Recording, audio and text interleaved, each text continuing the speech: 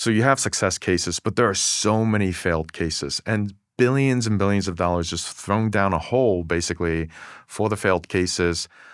In fact, for semiconductor, things got so bad that they had to arrest a whole bunch, dozens of people in the Ministry of Information and Industry and Information Technology who were in charge of approving these semiconductor deals.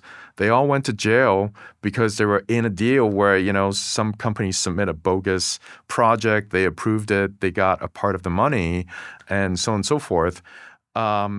So it doesn't work very well. I mean, of course, you have fraudulent cases in the U.S. also, all that kind of stuff. But the scale in China, the waste in China is a much larger scale phenomenon. Yeah. And it's all financed, as you say, with this financial repression, which is basically a tax on savers.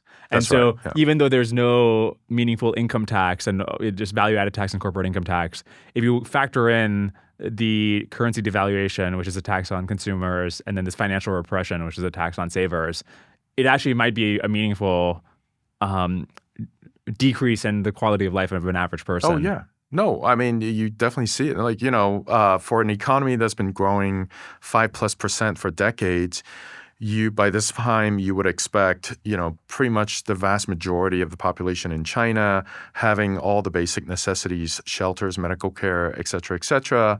You don't see that. A lot of migrant workers, they're barely getting by. The homelessness is increasingly a problem in China, especially with the labor market being so fickle these days. Elderly care is pretty abysmal, very basic level, let's say, for a lot of people. Not for everyone. So some people get very good elderly care if they worked for the government or SOE previously. So you see a lot of problems that the Chinese government has overlooked. So this is why I'm saying they have a goal of making all Chinese people very happy and fulfilled. One part of it is being fulfilled, the technology part, but the other part of truly making people living a good life, they're not making as much progress as they should, I would say. And then just to close the loop on this, so I think sometimes we get impressed when we see, they've got the Made in China 2025 and the NDRC and the MIIT and so forth have these very specific, LiDAR needs to get to this point and we need the EUV machines at this point and so forth. But your claim is that part of the system is actually dysfunctional. And in fact, the part that actually works is the 5% that is totally private.